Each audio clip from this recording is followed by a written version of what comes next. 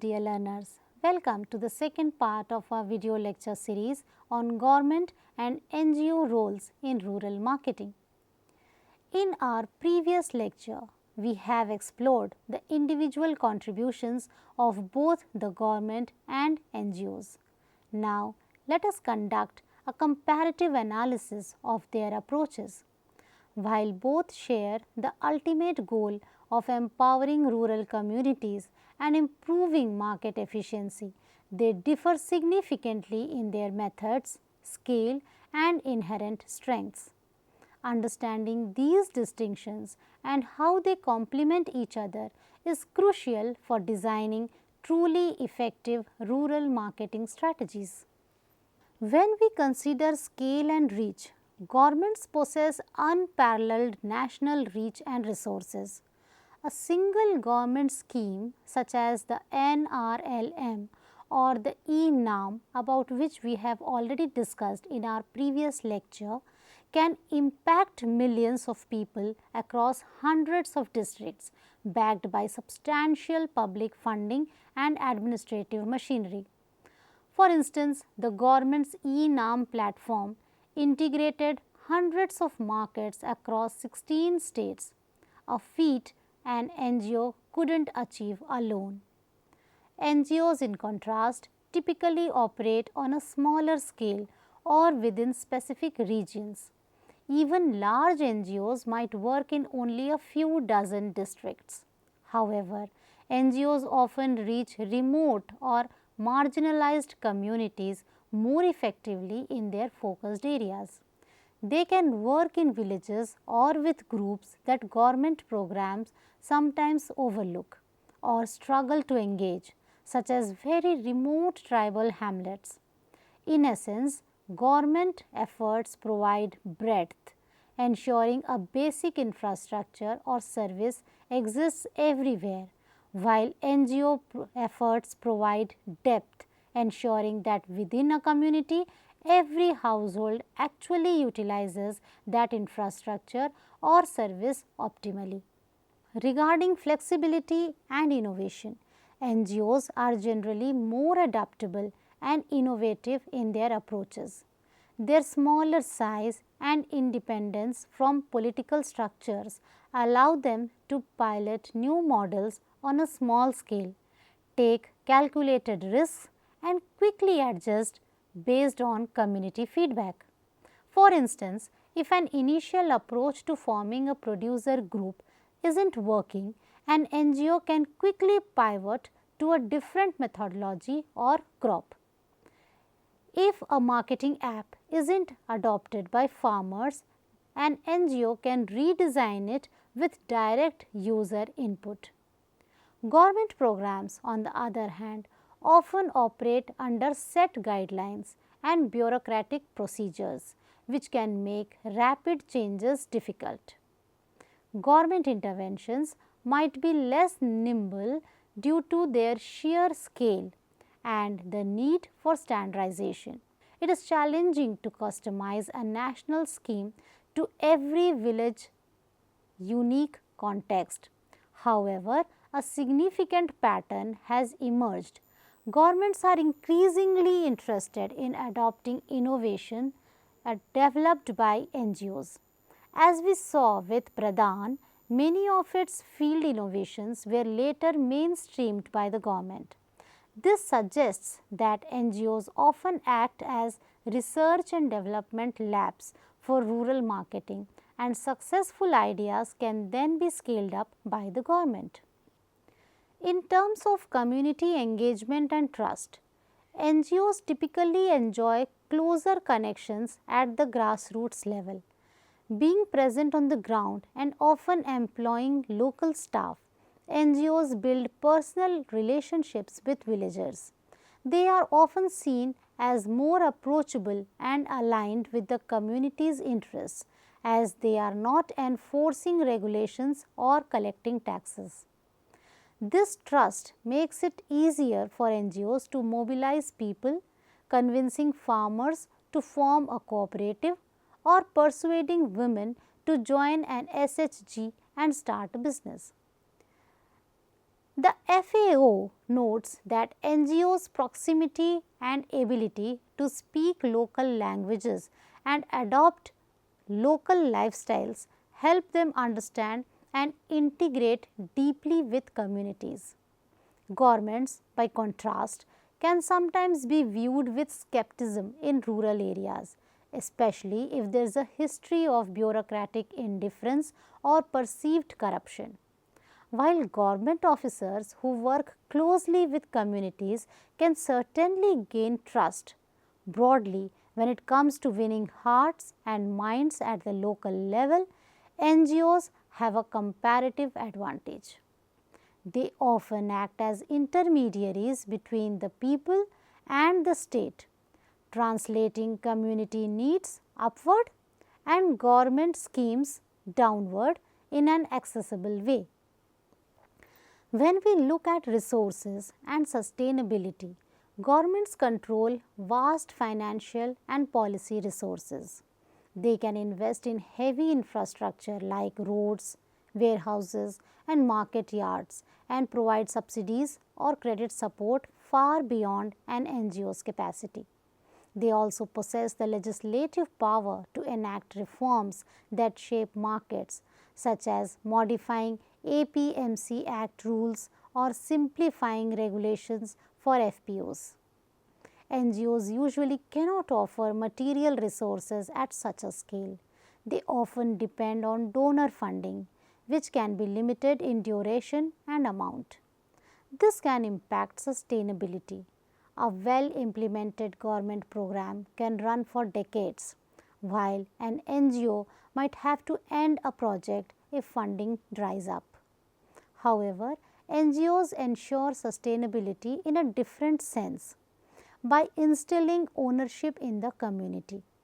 A market initiative fostered by an NGO, such as a cooperative or a self-run business, can continue even after the NGO withdraws because the community members carry it forward. In contrast, if a government project ends or a subsidy is withdrawn, communities might not continue unless they had real ownership. Thus, we often see government NGO complementarity. The government provides funds and an enabling framework, and the NGO helps the community build something self-sustaining with those resources. The NABARD's SHG Bank Linkage Program is a prime example, where government provided financial support and policy, and thousands of NGOs did the groundwork of forming SHGs and linking them to banks, resulting in a sustainable microfinance movement. Finally, let us consider accountability and coverage. Government programs are mandated to be inclusive and accountable to the public, theoretically covering all eligible beneficiaries as they draw on taxpayer money. There are audit and reporting requirements to elected bodies, and citizens can demand services as a right in many cases. NGO programs, being voluntary and limited by capacity, might not reach everyone in a community. They may focus on those most willing or able to participate, potentially leaving out some sections unless specifically targeted. Moreover, NGOs are primarily accountable to their donors and their mission, so their coverage can be patchy. On the flip side, governments can sometimes be bureaucratic and impersonal, leading to inefficiencies or one-size-fits-all solutions that don't fully address local needs.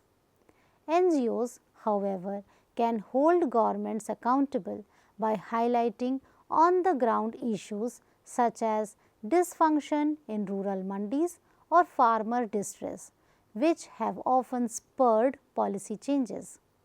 In practice, the best outcomes in rural marketing emerge when governments and NGOs work in tandem.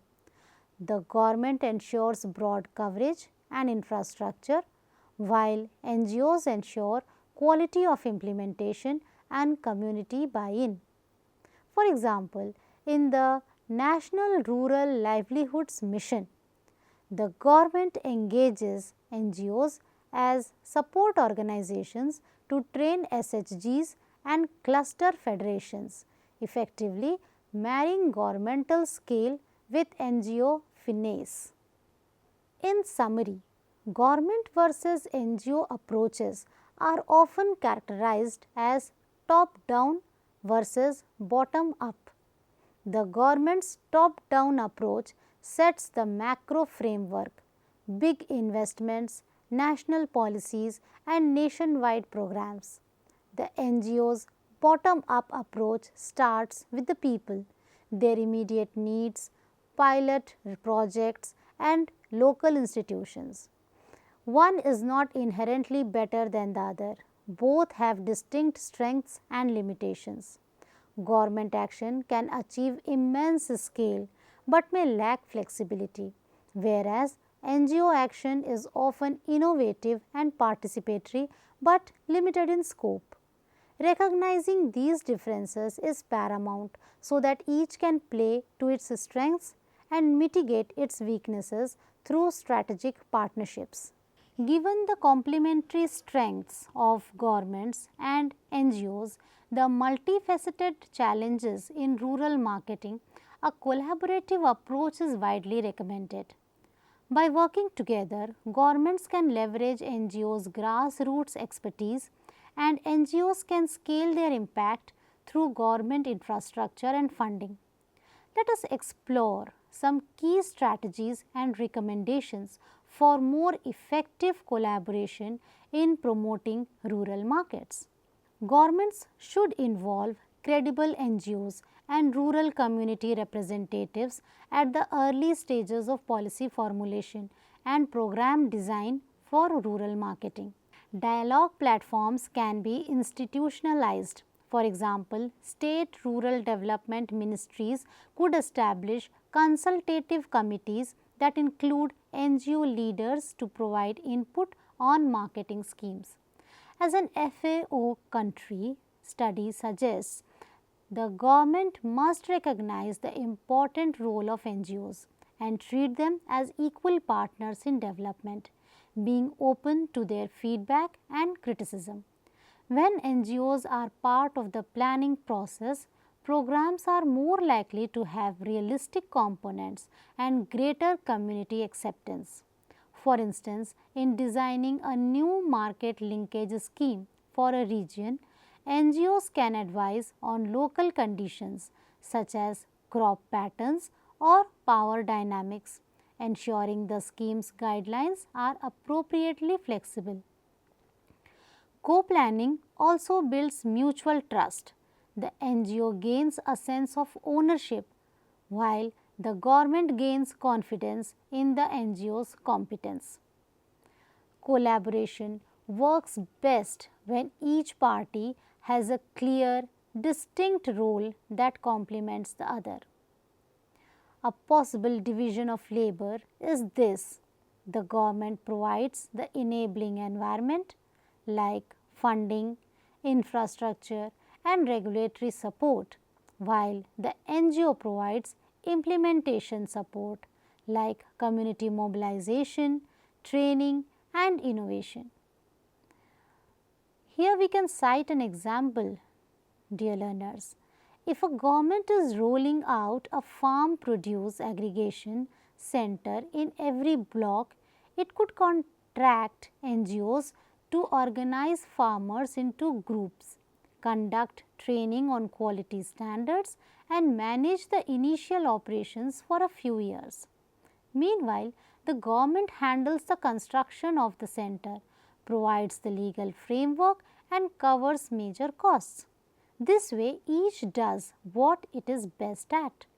In formal terms, governments can outsource certain functions to NGOs or community-based organizations through service contracts or partnerships. What is crucial is setting mutual expectations, deliverables and clear accountability mechanisms in these partnerships to ensure transparency. Governments should actively leverage NGOs' grassroots networks to achieve last mile outreach. For instance, to increase farmer registration on e-NAM or promote the use of digital payments, government agencies can partner with NGOs to conduct village level awareness campaigns and provide hands-on support to farmers during the transition. NGOs can deploy community volunteers to demonstrate how to use a mobile app or help fill out forms required for government schemes. A World Bank blog on development notes that NGOs effectively raise people's awareness and provide high quality services at subsidized costs, amplifying impact when working alongside state programs.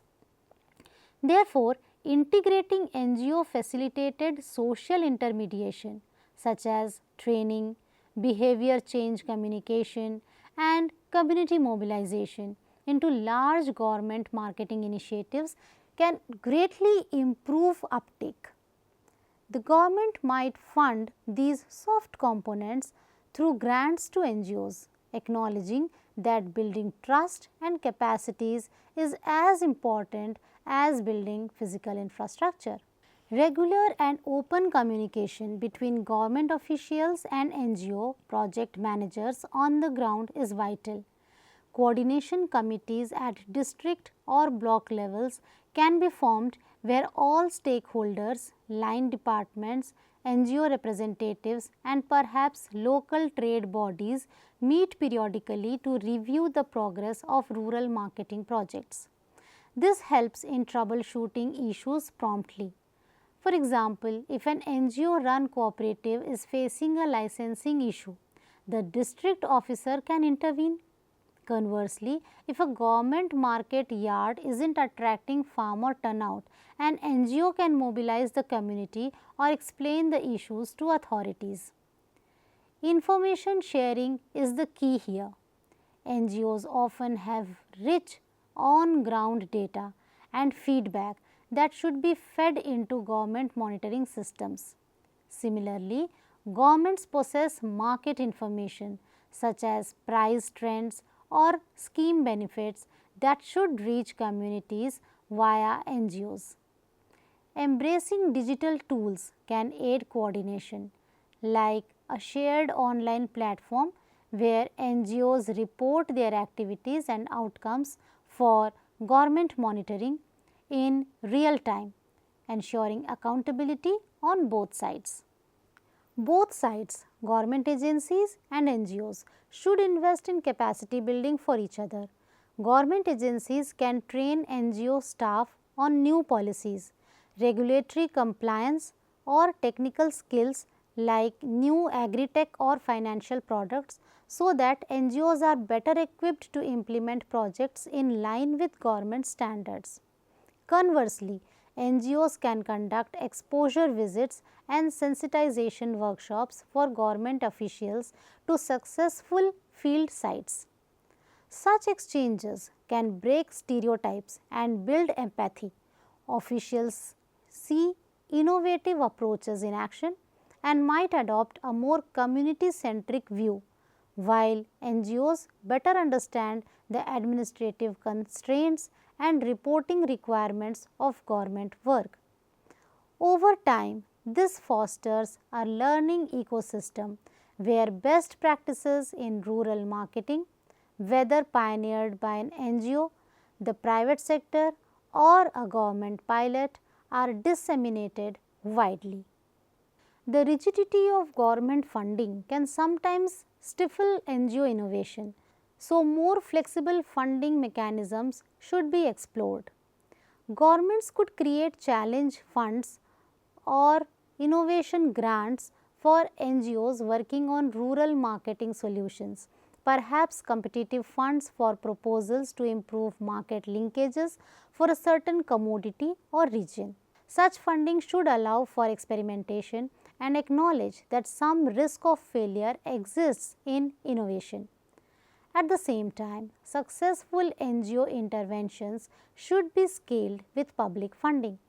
If an NGO pilot demonstrates increased farmer income through a new aggregation model, the government should consider funding its expansion to other blocks.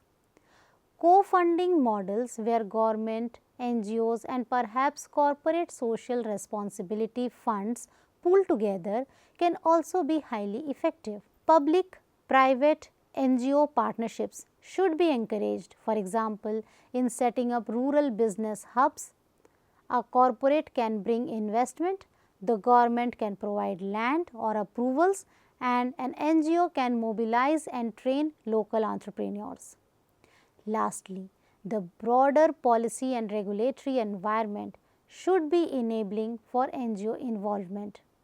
Governments should ensure simplified processes for NGOs to collaborate, clear guidelines for tendering service contracts, swift approval of MOUs, and reasonable reporting requirements focused on outcomes. On the NGO side, maintaining transparency and professionalism builds government confidence. Crucially, both must maintain a people-centric focus. As one NGO leader put it, we see the government as the only way to achieve scale, to help evolve and strengthen the system that already exists, that feels like an appropriate role for a third-party organization. In practice, this means NGOs should align their interventions with government systems rather than creating parallel ones, so that scale up and handover are smooth. And governments should increasingly view NGOs not as critics or competitors, but as vital collaborators in reaching the last mile. Now, dear learners, to summarize, this lecture has explored the critical roles that both the Government of India and non-governmental organizations play in developing and supporting rural marketing systems. We highlighted how government initiatives such as the Pradhan Mantri Gram Sadak Yojana, e-NAM and the National Rural Livelihoods Mission improve rural connectivity, market access and entrepreneurship, ultimately enhancing farmers' incomes and empowering rural producers, especially women. In parallel, NGOs contribute significantly by building community capacity, forming collectives like SHGs and producer companies, facilitating microfinance and establishing crucial market linkages. Case studies such as Seva's Rudi and Pradhan's poultry cooperatives demonstrated successful models of community-owned enterprises. We then conducted a comparative analysis of government and NGO approaches, examining their differences in scale, flexibility, innovation and grassroots engagement. While governments offer vast resources and infrastructure, NGOs bring innovation, local trust and adaptability. Their complementary strengths underscore the immense importance of collaboration to achieve inclusive and sustainable rural marketing outcomes. We concluded with actionable recommendations for enhanced government NGO partnerships, focusing on mutual planning, clearly defined roles and continuous capacity building, all aimed at translating large-scale policies into impactful local interventions. Dear learners, with this we wrap up. Keep exploring, keep progressing. Until next time, happy learning and keep up the good faith.